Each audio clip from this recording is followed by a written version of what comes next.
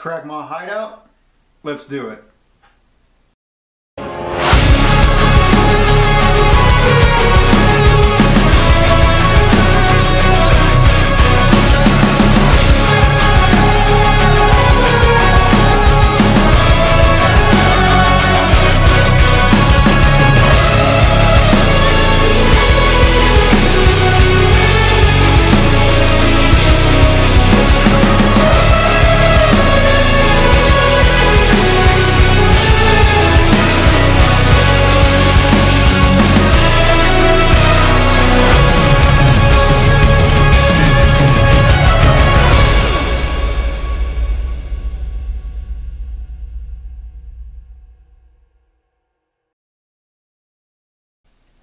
Hello everyone, and welcome back to Maldor's Crafts. I'd like to welcome back all my subscribers. Thank you for subscribing, thank you for the likes and the comments. So far on the first video that I posted for the potion bottles, we got 21 views. It's not very much, but again, to all you viewers out there and all the subscribers, you guys gave me the motivation to want to continue to do these videos, and I'm going to keep putting them out there. So if you haven't already subscribed to Maldor's Crafts, make sure to like, smash that like button, and make sure to subscribe to the channel for future content. So today we are talking about Lost Mine of Phandelver from the D&D starter set. More in particular, Cragmaw Hideout. Recently I picked up the D&D starter set, Lost Mine of Phandelver, at my local game store. Picked it up for fairly cheap. You can pick it up on Amazon, or if you check out your local game store, I'm pretty sure they might have this in there. And if not, just ask around. I'm pretty sure somebody could help you check it out and get it. What I wanted to do today is talk about Cragmaw Hideout, and we'll get into the Lost Mine of Phandelver starter set in a separate video. I'm going to do a separate video on that because it's such a great campaign so far. I've taken my players through the Goblin Ambush, and we are on Cragmaw Hideout as we speak. So as you can see here, I got a little printout of Cragmaw Hideout, and what I wanted to do was I wanted to make a modular terrain cavern or cave set for this next portion of the campaign. This is the second part of the campaign, and I had a printout of this that I had blown up at one of my local print shops, and it turned out really good, but I wanted something that my players could get immersed into, something that they could visualize and something that they could see, to kind of put them almost in the game themselves. And that's, you know, really, as DMs, what we want for our players, and for, you know, anybody, you know, who may be watching on the sidelines, or even as the DM. You know, we really want to get immersed in these games and these campaigns. It's the whole reason why we play them, because, you know, they're just so fun. So I really wanted to make a modular terrain set of Cragmaw Hideout for my players on this campaign. So what I did here is, initially I had built a whole entire tile set of this Cragmaw Hideout setup, and I made them 2.5 inch by 2.5 inch tiles, and it came out to something like 130 pieces, and it was crazy. And I thought, man, I'm gonna have to put this whole thing together like a puzzle when it comes time to play, and I really didn't want to do that.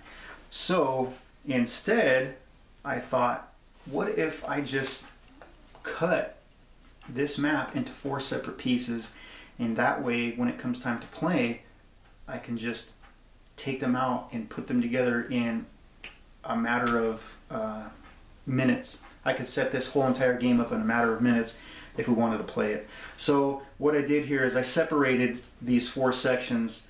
I separated the the grass section into a 15 by 8 inches, and I separated the next Clark's Hideout by 8 by 8 inches, and the Goblin's Den is 11 by 12 inches, and the water pool and the bridge area is 16 by 11 inches. So that made it really easy to kind of distinguish where I was going to start when I was going to build this thing. So with that being said, enough of the talk. Let's get to building Cragmaw Hideout. So we're going to start off with our pink XPS foam. I picked this up at my local hardware store, Home Depot. It's 1 inch thick, so I figured that would be a good depth for our caves. Give them a little bit more of a 3D look to them. So we're going to start off by measuring the 15 by 8 inch cut. I'm just going to go ahead and measure my 8 inch section right here.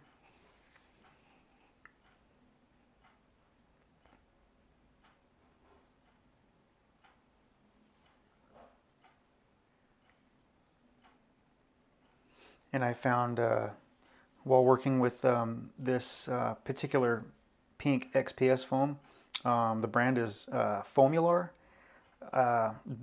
Just a black Sharpie works really great for making marks on it.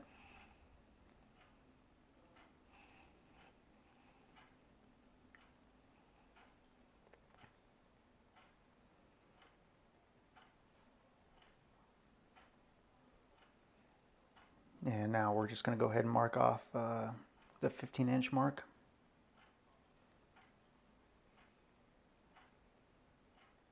So now we have our 8 by 15 inch marks.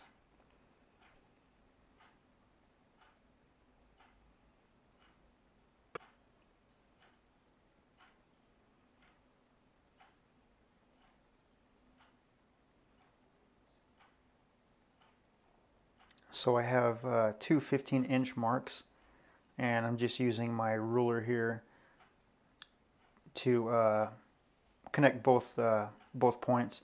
This is a ruler with, it's got the cork on the back, and it helps with adding support to the foam so it doesn't dent it. So while you're doing this, every single measurement and cut that you want to make two pieces, because you're going to have the base, and then you're going to have the actual cave piece that's going to go on top of it.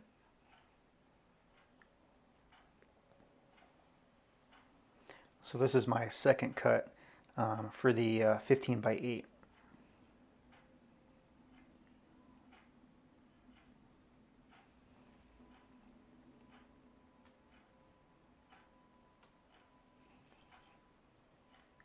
And we're just connecting both points of the measurement with the ruler again, and just matching both of those points up and drawing a line across and getting a nice straight edge as we can.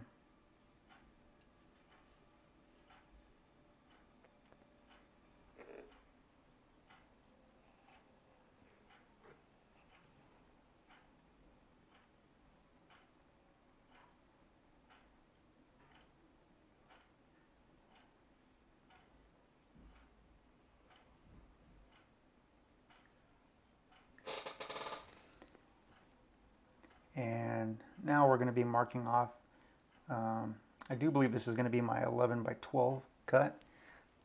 This part is going to be for the Goblin's Den.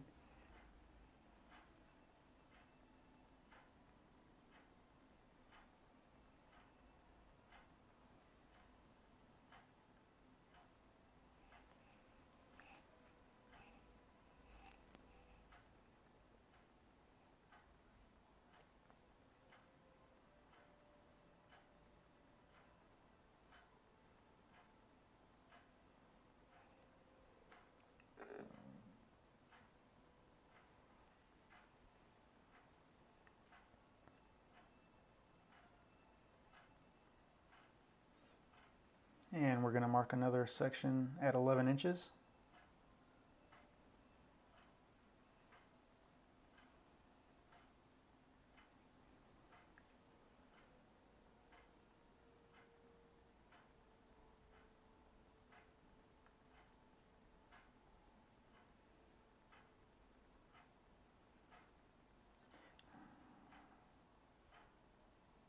and another section at 12 inches on the opposite side.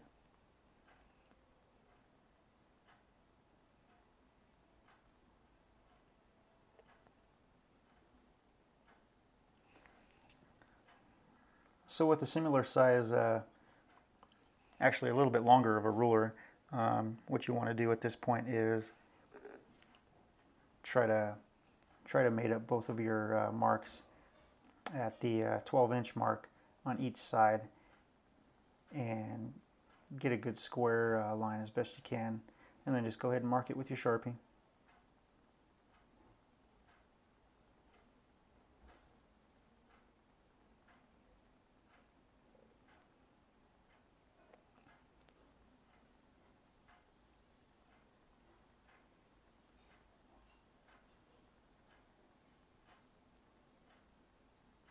And vice versa for the other line. Just match them up as best you can, as close as you can, and go ahead and make your lines.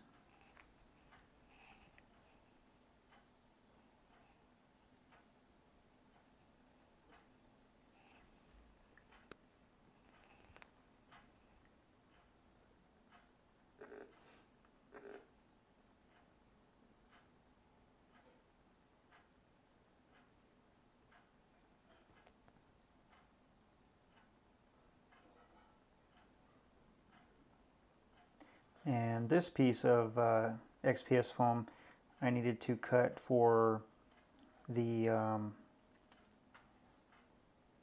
8x8 section for Cragmaw's Hideout.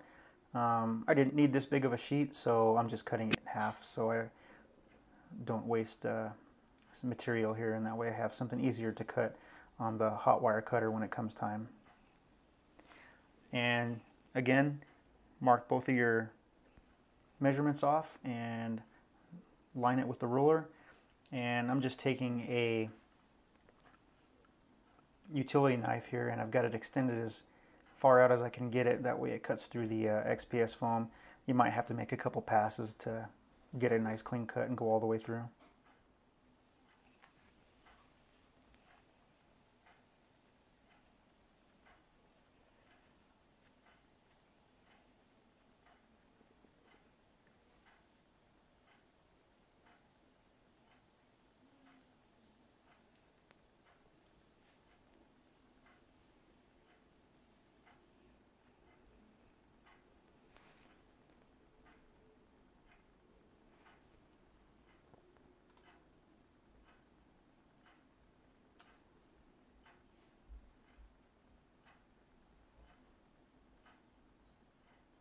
I didn't quite make it through on that last one, so I'm just kind of doing one more over on it. And we got a nice clean cut there.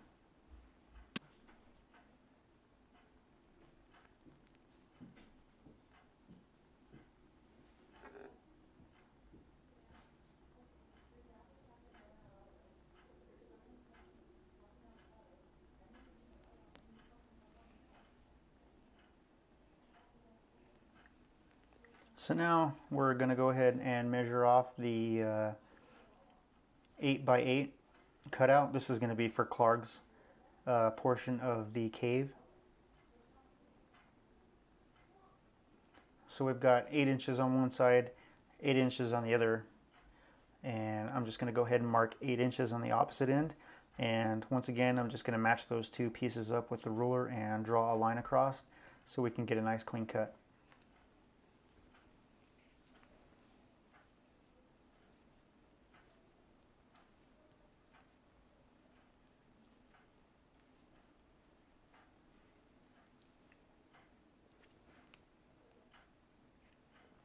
So we've got one line for the 8-inch measurement, and we're just going to measure 8 inches on the same line and connect those two points together with the ruler and draw our line again.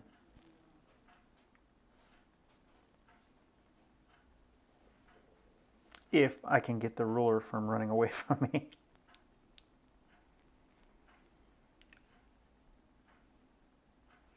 So now we've got our 8-inch mark there, and we're just going to go ahead and mate both of those lines up.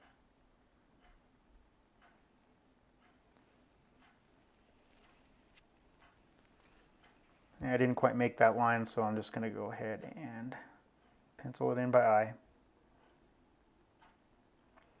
So now once you've got all your lines drawn,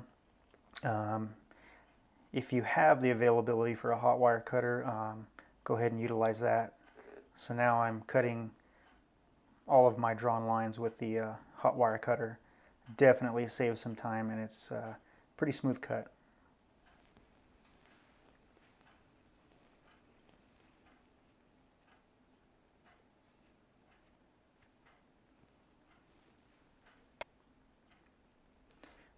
And I have to readjust the fence here for the other portion of my cuts here. Just adjust accordingly for all your cuts.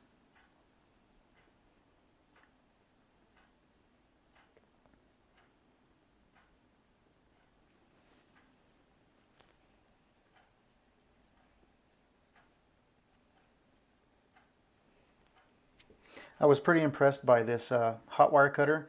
It's the Hercules model. I picked it up on Amazon. It was less than 200-ish, and so far it's worked out pretty good for my little projects here.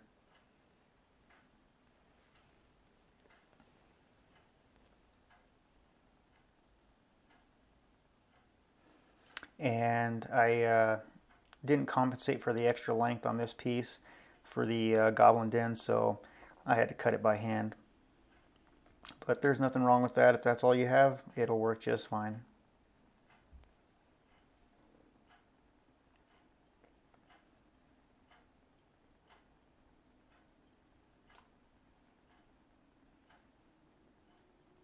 Might have to make a couple passes with it.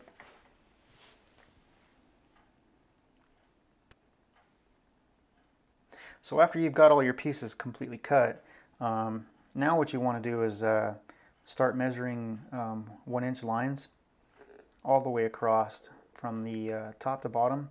You don't want to score through the XPS foam all the way deep. You're just kind of going across the surface. You just want a little bit of a notch in there, and I'll explain why here in a little bit.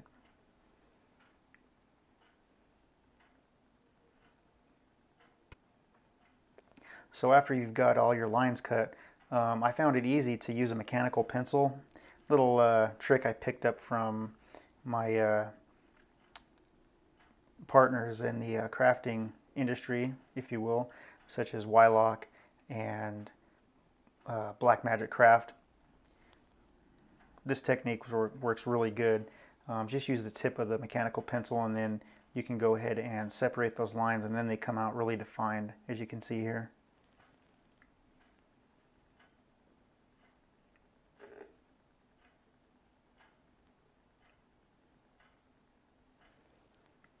And you're just going to continue doing this all the way down.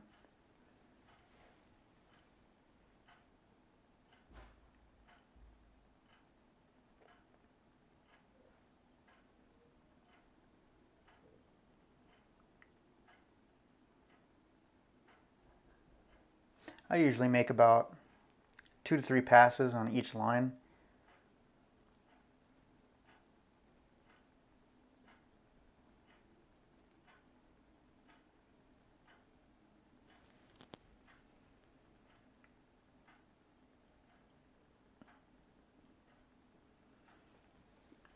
So now we're trying to figure out if I need to continue scoring these lines all the way down, and I just decided it'd probably be safe just to go ahead and do all the way across, because the map's going to continue on the other side of that piece that I had just put on there.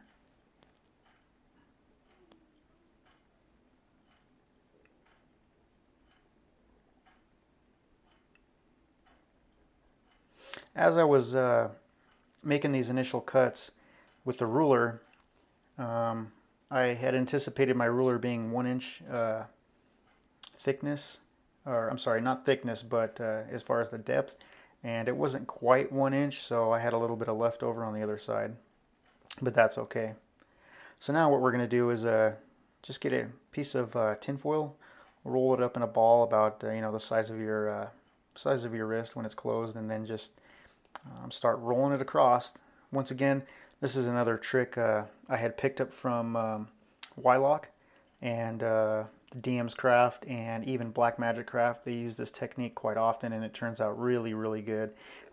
Gives your ground a little bit more texture. It doesn't look like much right now, but once you paint this, it looks fantastic.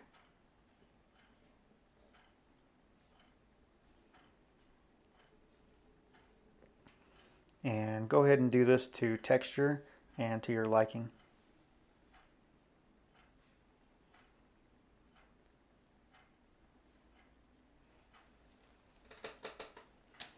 And when you're finished, you should have something that looks like this.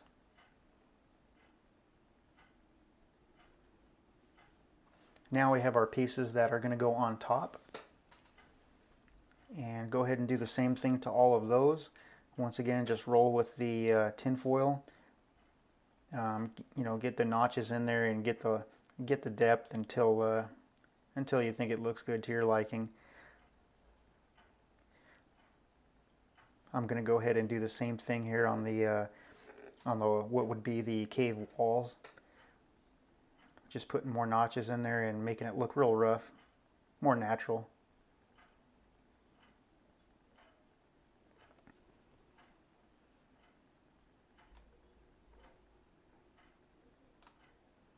So now we have our Elmer's glue. I would suggest not using hot glue to put your pieces together, as the hot glue is going to be really hot, depending on the heat of your gun. If you have a different setting, it tends to melt the foam when it's together. So what I do is I'm going to use the Elmer's glue, and it takes a little bit longer to dry, but it sticks and it hardens and makes it nice and solid once it dries. So I'm just putting a healthy amount of glue on here and just spreading it evenly. I want to make sure get it on the edges, so that way it sticks on all four corners.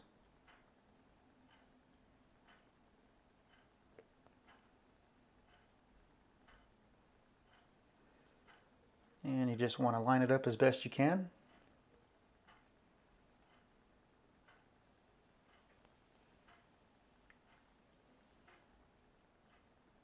And start applying pressure. This becomes a bit of a niche after you do it a couple times. Once you push it on there, and if you kind of slide it or sway it back and forth, you'll notice it starts to have like almost a suction kind of feeling. Like I said, once you get a niche for it, you can do it by touch, and you'll know when the glue sticks. And again, we're going to do the same thing on our second piece. Just spread a nice piece of healthy glue on there, and make sure you go ahead and get the edges so that they all stick evenly.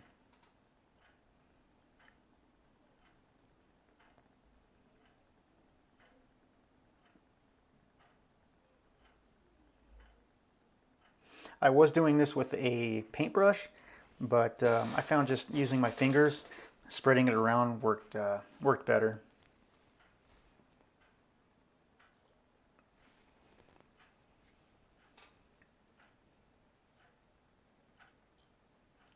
And now we're going to go ahead and lay the second piece down and match it up with the walls as best you can. And start applying pressure.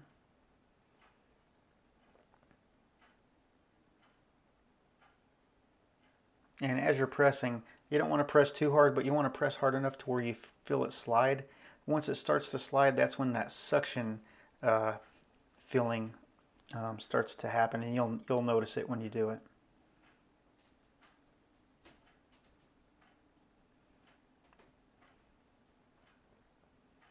And if you have any excess glue that seeps out the sides, you can just go ahead and wipe it down with your finger. Won't hurt anything. And there we have it. So now I had a little bit of an issue with this piece here, as well another piece. Because I had cut it out with the hot wire, it didn't want to stay uniform and square as it was prior before cutting it. So we're just going to use some clear Scotch tape on each side just to make sure it stays down and stays in place with the glue. You don't have to worry about the Scotch tape tearing the foam. It comes off nice and easy, and you wouldn't even tell that it was taped on there.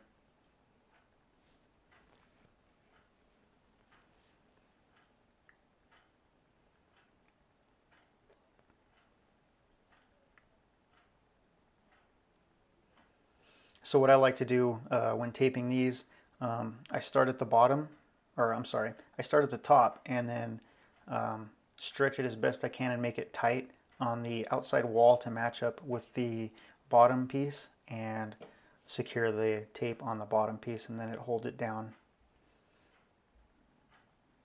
And as you can see, we got a little bit of a gap on the other side, so I'm going to go ahead and add one more piece to the top here, stretch it over, and connect it to the bottom so it holds it securely.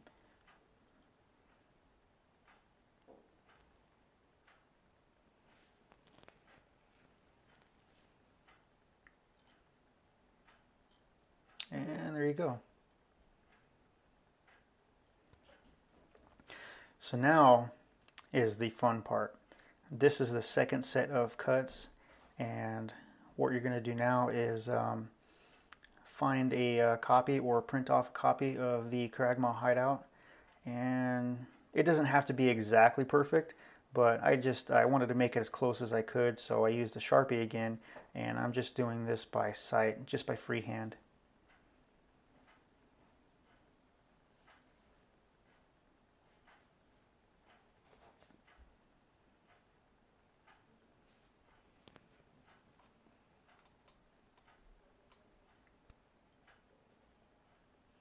And now we're going to continue up the cave entrance, and this next section to the left is going to start heading up to the steep passage and into the goblin den. And again, it doesn't have to be perfect, but I'm kind of a perfectionist, so I try to get it as close as I could, just by eye and freehand.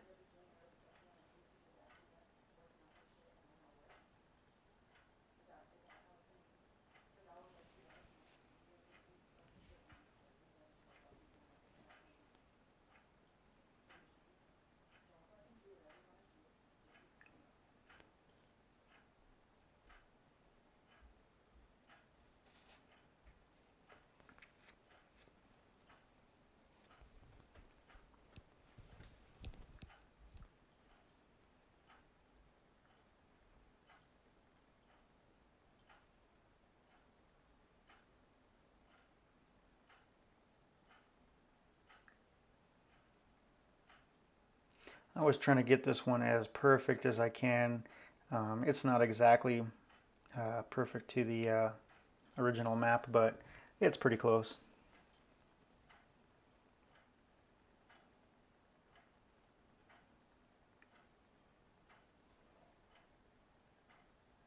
And now we're continuing with the entrance that leads to the overpass by the bridge.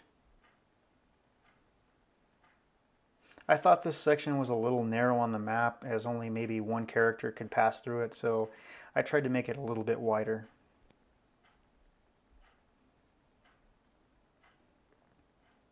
Again, it doesn't have to be exactly the same or perfect. It is your map, so to each their own.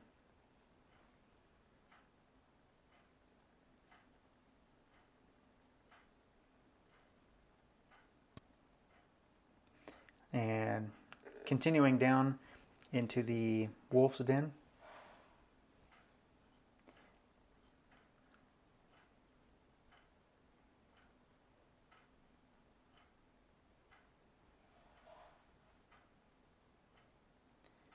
That first section that I had cut out is going to be almost a two-piece.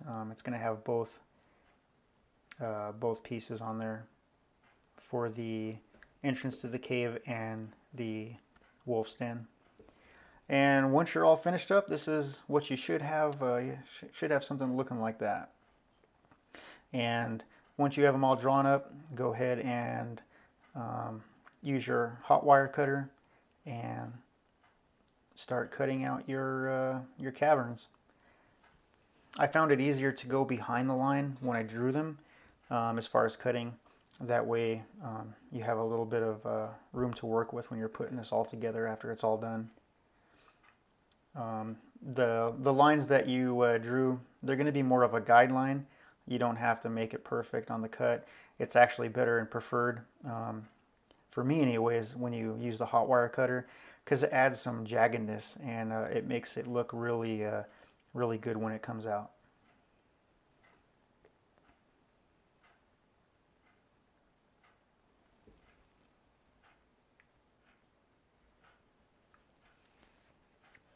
And depending on the brand of foam or even the color of foam that you have, you may be able to slice through the stuff real fast like butter, but as you can see here, mine takes a little bit more time, so that's okay though, because it's gonna look really good when it's finished.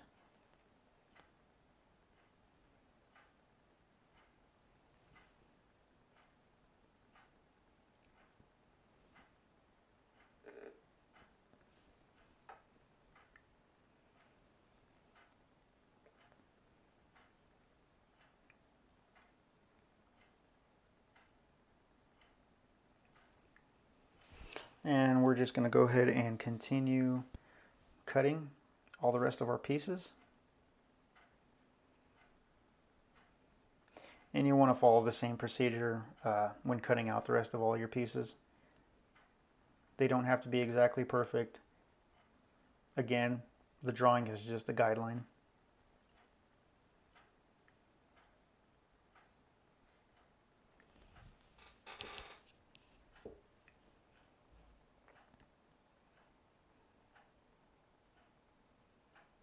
And there you have it. When finished, you should have something that looks similar to this. Your map size could be a little bit bigger if you choose, but this is the size I chose to fit in my game table. And I like how much depth there is with the 1-inch foam on top of the base. It really adds some depth and some wall height.